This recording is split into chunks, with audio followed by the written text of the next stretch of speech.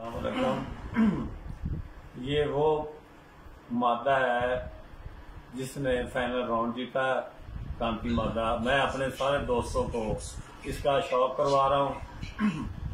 मज़े की बात ये है कि 2 पर राइट इसने गिरा दिए बारिश से पहले एक दिन, और 2 पर लेफ्ट ये देखें इसने गिरा दिए।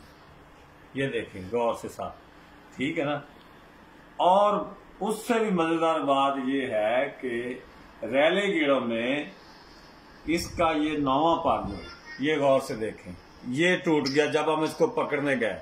जब रैले कीड़े में ये बैठी ना तो इसका ये 9वां पर टूट गया और हमने इसको टांग के छोड़ा फाइनल राउंड में। 5 पर इसके नहीं थे और ये 2:35 पर जीती और 4:30 बजे अल्हम्दुलिल्लाह हमने बिठाई। ये वो कांति मादा है और इंशाअल्लाह ताला अगर जिंदगी रही अगले साल किसी भी कबूतर के 5 पर जो है ना वो जाया नहीं होंगे, इंशाअल्लाह सब के एक जैसे होंगे और फिर आप परवाज़ें देखना। शुक्रिया। अस्सलाम।